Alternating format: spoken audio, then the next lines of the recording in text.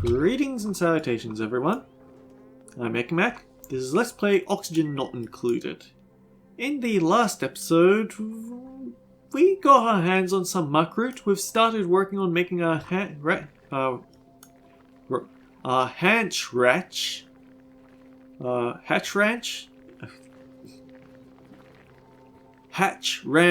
Okay, I've got it. We have our first tame egg being produced. If we ever really get in trouble with food, we can always start cracking eggs to make omelette, but that pushes off our time to get the carnivore achievement out of the way. I also think I should probably get one of these done. We unfortunately had to open up access to this little chlorine area so that these eggs can start making some headway, unfortunately.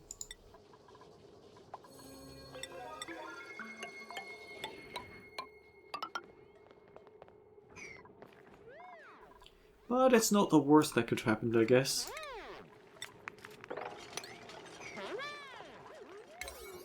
Anyway, the game's actually gotten a little bit slow now, but we did just get something very interesting.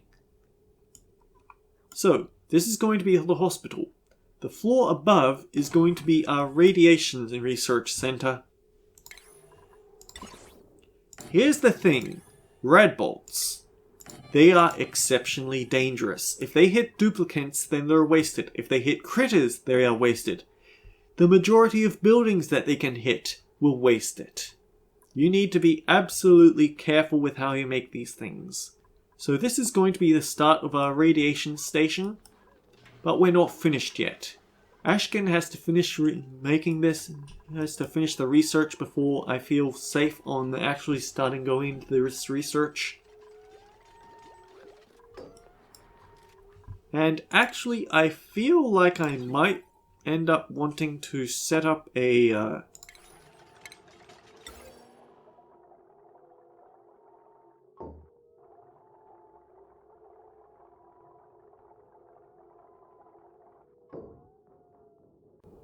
think putting that there, and then we're going to put our weight plate to good use here. Because we don't have room to put up a duplicate sensor here, and it's a lot easier to control which So basically, the duplicate sensor, it's very wide range, but I don't really care here. Up here, if we put a weight sensor here and set it to be just under the maximum weight for a duplicate, then it just means that this will only swap on when it senses a duplicate specifically here. And this is going to be a very power intensive system. So we got to be prepared for that. We have to cut corners wherever possible.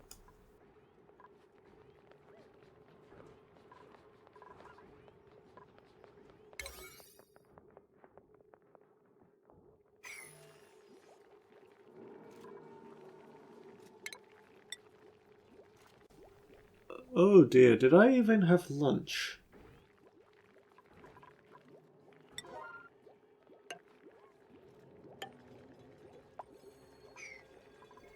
Setting up these little things here so I can start flattening out this hatch ranch and make it completely space efficient. Because yeah, the food has started to dip back down again.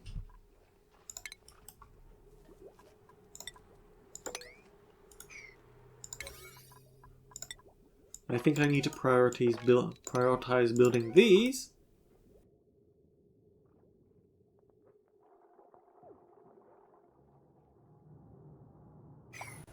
On the upside we have this little insulated setup, so as you can see this copper ore and this oxygen has gotten super cold because it's right next to the ice biome.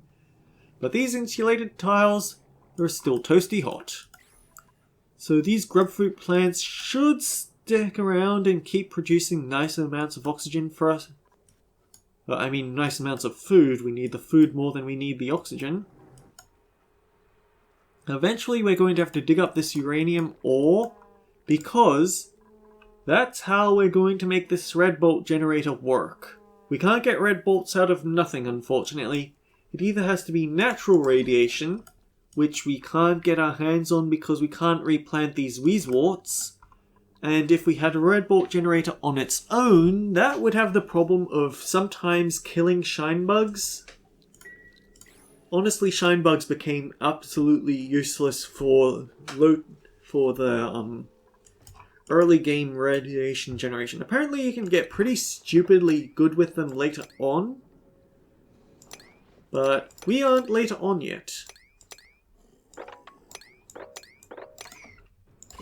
And as you can see, it does actually generate barely safe amounts of radiation in here. Ashken, what's your skill point? Oh! Speaking of which, we can now make you a radiation researcher.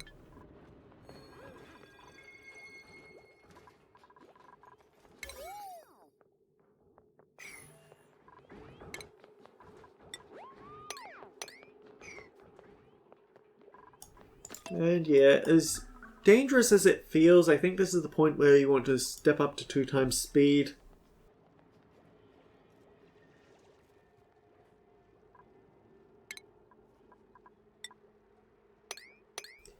Every buried object in this biome needs to be uncovered, unless there's a chance it might be a hatch that drowns in water.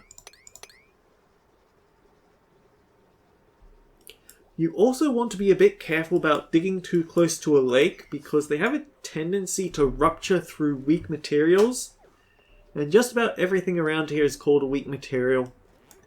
If there's just one tile width, then you should be fine. Or rather, 2 tiles is fine.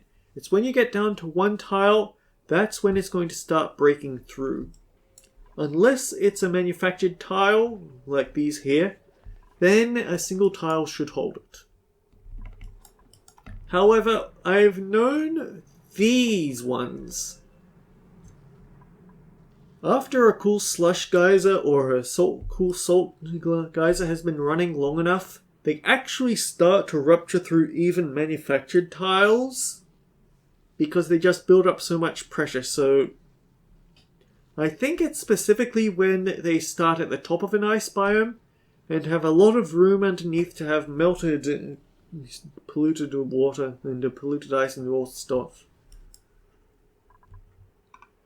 Like this here, we definitely wouldn't be able to dig this up because then the sand would fall down and we'd lose the entire lake into the base.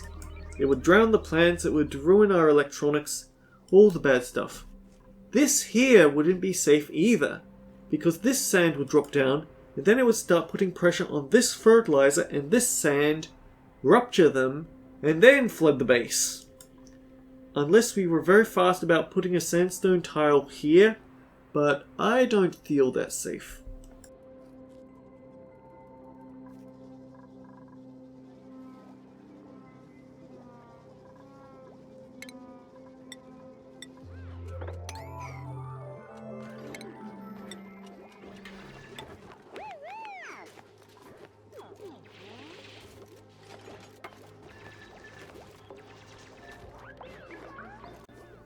We at least have a bit more muckroot to tide us over.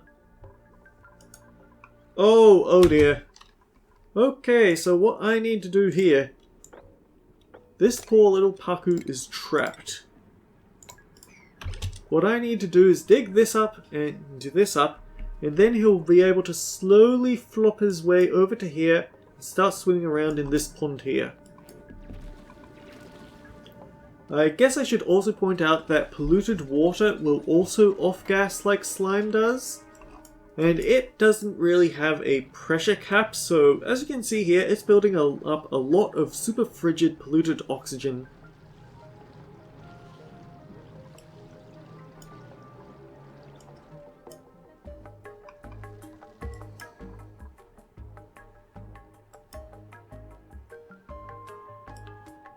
It's tempting actually to bridge these 2 areas, let all the super cold air here, or rather let the water flow into this area. Maybe flood or freeze over this cool slush geyser, I'm not sure, but all the water will get frozen solid. The problem is I just don't want all the cold leaking back into the base, I just bricked it off over here.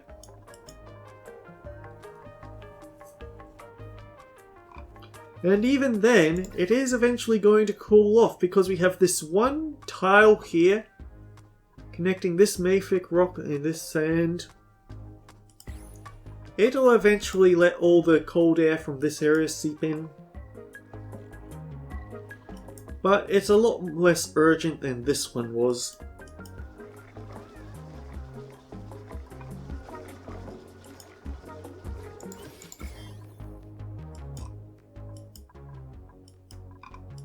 Oh dear, we have polluted oxygen.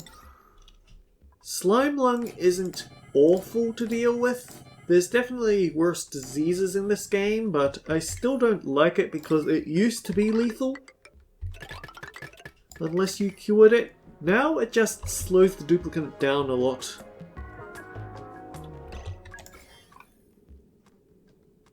Thankfully, it can't leak into this large collection of polluted oxygen, so we just install a bunch of air deodorizers here, and eventually the area will be cleaned up.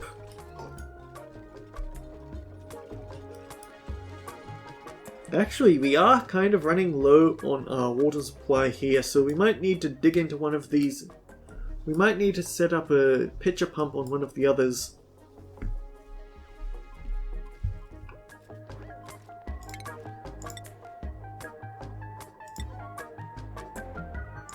Build it here.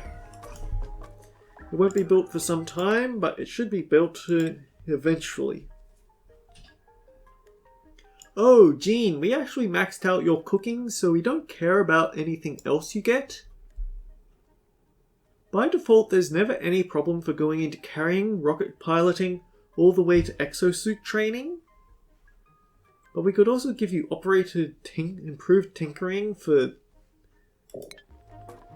the fact that you also spend time on the manual generator, or we could give you improved strength and plumbing. Just improved carrying, really.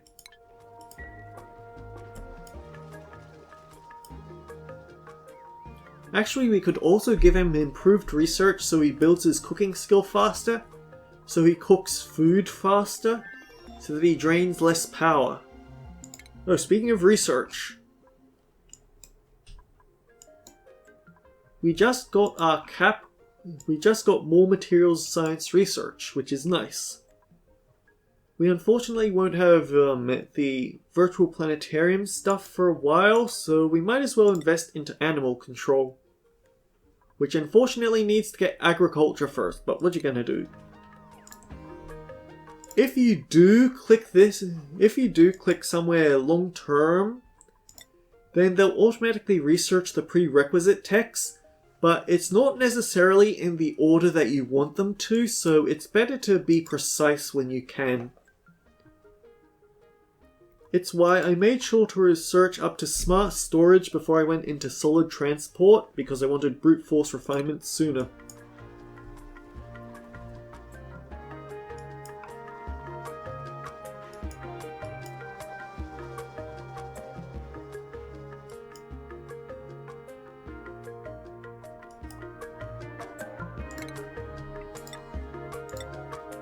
Start here, dig this out. Dig that out. And then dig some of this.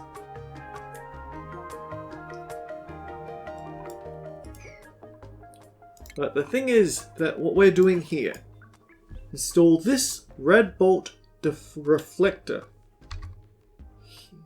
here, and then install one over here. Lock both of these doors. And what happens is, we have this set to go northwest. It reaches here. The red bolt is sent through here. And then, if we're feeling risky, we can send it down here, then here. If we're feeling a lot tamer... Yeah, we send it down there and there. Or you could build it the other way around and send it straight down here. I actually don't know if there's any difference other than the angle of danger. but it's a thing to keep in mind. The important note is, though, this must be powered at all times. Because if a red bolt reaches it and it's unpowered, the red bolt just passes straight through and hits whatever's on the other side. It's quite annoying. It's also important to try and minimize the distance that they travel because they slowly decay over time. But unfortunately, there's not really much we can do in the long term. Red bolt generators are power hogs. They use more power than a single manual generator, and they slowly absorb the energy in the area. So as you see, it has 46 rads per cycle. So it would take... Whoa. They keep moving apart, so it's hard to show, but 64 rads per cycle. So a red bolt generator would take about... basically in a single cycle, you could generate a 64 red bolt. A more high radiation area produces them faster. Like if it was right next to this, it would be faster to build up a red bolt. But the thing is, we don't have any way to generate some safe radiation, so we have to go for the manual red bolt generator instead. Anyway, back to work.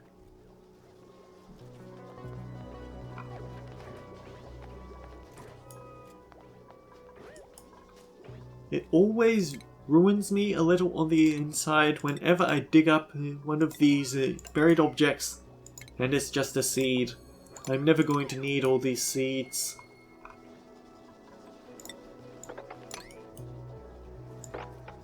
Even if I do start a fish farm.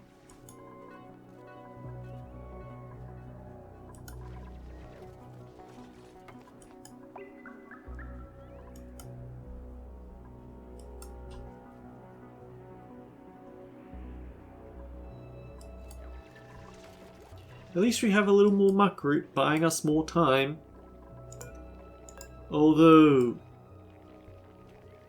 we have about 18 cycles before these ranches start paying off, so it's still going to be a while.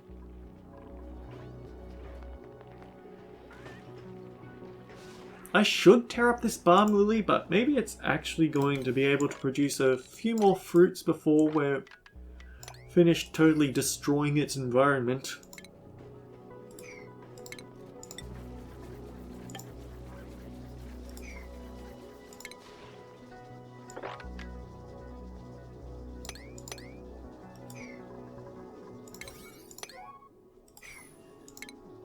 Oh, right, there's a thing that I need to do. I need to add chlorine, or rather I need to add bleach stone to things that we store absolutely immediately alongside slime, because like how slime produces polluted oxygen and oxalate produces normal oxygen, bleach stone will gradually convert into chlorine. Aside from the fact that we can't breathe chlorine, it's also very important for certain hygiene products, so we want to have as much of that stored away for later.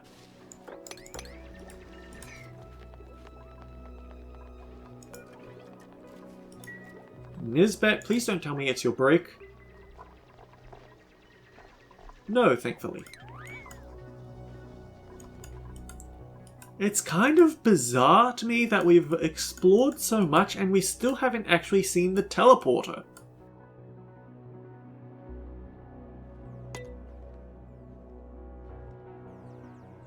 Also, something that I probably should have pointed out, this cool steam vent. Like the other things that we've seen, these cool salt and cool slush salt geysers, the cool steam vent is a source of renewable water. So it's a bit more useful to us at the moment than the nat gas geyser. Here's the problem. 110 degrees output. If we go in here, our duplicants are going to get hurt. So we need a way to manage dangerously high temperatures before we go anywhere near that thing. Alright, what's it gonna give us?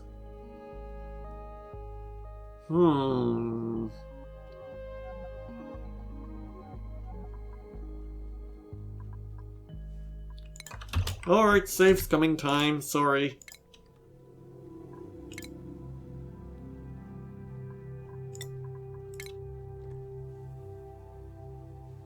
I don't feel like I'm getting an awful lot done this episode, I'm sorry, but this is definitely the low point of the game where you just don't have any research to... You don't have any fancy new projects because you're busy aiming straight for that hatch ranch. Anemic is something that people really don't like because it gives a negative 50% run speed. And it's possible to make duplicates even slower than that, so yeah, I can understand why people hate it. Luddite isn't so bad because machinery isn't so bad to be low, and also, this duplicate always invites friends over just to make them hook up their electronics. But you're stylish. Radiant self-confidence even makes even the rattiest outfits look trendy. But I think I want to get the snazzier violet suit. If only because it's something that was added just recently. So, what you do when you get a free one of these. Go to Vitals, look at Morale. Who around here has the highest morale requirement? That is, the number on the right. Ashken only has 3 points of difference, so we want to put this on our researcher.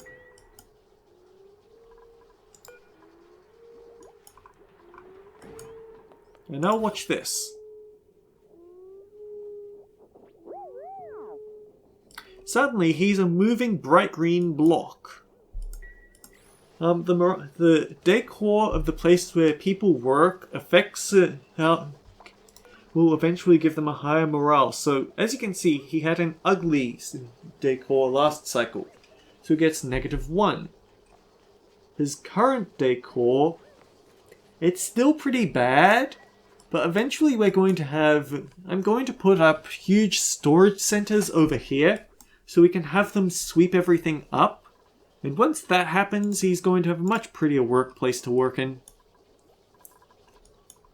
I think the most important areas to spruce up, though, are the lavatories, the dining room, and the bedrooms, because those are the places where everyone stays, so it's better to compress your high decor into the areas they hang out the most. It's also why it's important to have this 3-tile corridor somewhere in your base. Because heavy watt wire. -25 decor is a lot. You run cables through here. You put automatic airlocks on this side and on this side. And actually, I think since I have access to making mechanized airlocks, I might as well just slap them in like that. And that way, all the negative decor from the heavy wiring is all packed into this very small area. They will pass it, but it'll be for such a brief moment that it won't be too bad for their average decor per cycle. And once they get enough decor per cycle, it starts giving them bonus morale.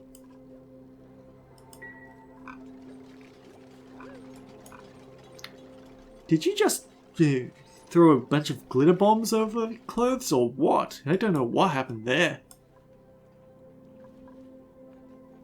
Anyway, everything seems to be in order, so we can speed things up just a little bit.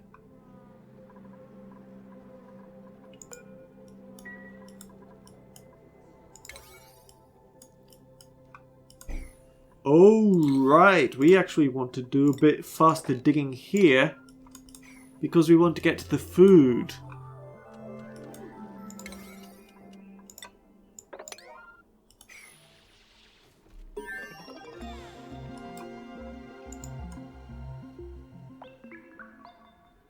Oh wait, what research did we just complete? And do we have room for another? Okay, we have access to agriculture. That's actually a handy thing to have access to because it gives us refrigerators.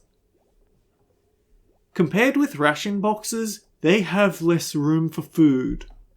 But they only take up 1 square, which means actually if you deconstruct all the ration boxes and turn them into refrigerators, they're actually more efficient for the amount of food they can store.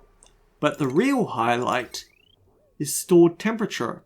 If you power them up with 120, if you give them 120 watts of power, they slowly drain all the heat of food stored inside till they hit 1 degree Celsius in food. Once everything is 1 degree Celsius, they only take 20 watts of power. But the thing is, when you reach 1 degrees, it doesn't completely lock off. It's not a deep freeze, which prevents it from spoiling completely. But it does slow it down drastically, so food lasts for so much longer.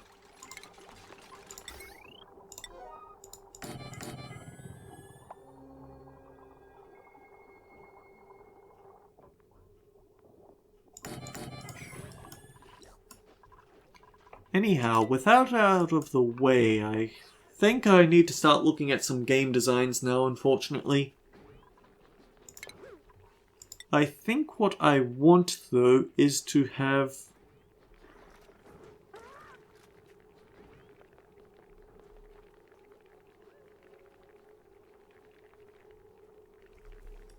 yeah, I need to look at a design.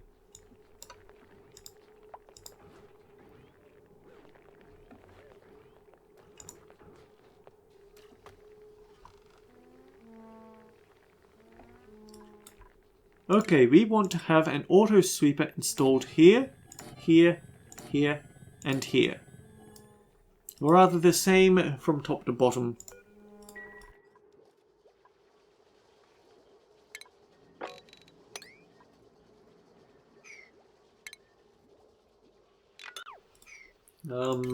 That's set to auto harvest, right? So the reason why these aren't getting harvested, unfortunately, is because Ren spends more time doing the ranching work than the farming work. So what I'm going to do is I'm actually going to have Catalina only focus some time on operating. If there's something to farm, then she'll go for that instead. Also, I once had... Okay, this is silly, but I once actually had 2 Catalinas in a row. I think it was because one of them was a gift. But anyway, I had 2 of them, so to make sure I didn't confuse them, I renamed one of them to Katarina, because I really liked My Next Life as Villainess. Don't judge.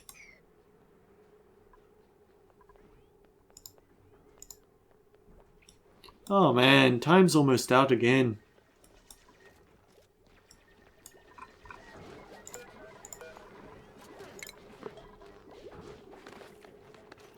If you use the follow cam on a duplicant, it actually gives them a slight it actually gives them a slight de-stress bonus, which is nice to have. If you ever have a duplicant that's really messed up with their morale, then you can just follow them around for a day and try to mitigate the damages. Because, well, every duplicant... They have 2 things. They have an overjoyed reaction, which is if their morale is super high at the start of a day, it might give them an overjoyed bonus. So for this, hands out balloons when they're overjoyed. So when his break comes along, if there's anyone else around, he'll give them a balloon. That balloon gives them a bonus to all their stats. It's very nice. For Gene here, his overjoyed reaction is Sparkle Streaker. So for the rest of the day, he's going to have a bonus to his athletics stat, so he'll move faster, but he'll also give the smaller bonus to anyone he runs past. Super Productive is surprisingly good because it means that anytime they start a job, they have a chance to immediately snap and finish it. It's fantastic on certain high-cost things like rock crushers or long-term buildings. It's a bit of a time waster on jobs where they have to carry things around a lot, like Catalina does, but oh well. The downside is that if they reach 100% stress, then it activates a stress reaction. Vomiter. That does what you'd think it does. ugly crier. This duplicant will just sit down on the ground and cry and really mess up the day of other duplicants. Destructive. They can't repair buildings, and they'll actually run over and punch buildings and break them. That's really bad for for things that you absolutely have to keep airtight and running perfectly. Binge eater. This duplicant will eat several meals in a row to fix their stress. And unfortunately that doesn't help carnivore or locavore. But yeah, you want to make sure they don't reach that 100% stress reaction. Anyhow, that's actually past the timestamp that we needed. So, until next time guys, take care. Hopefully we aren't going to starve to death.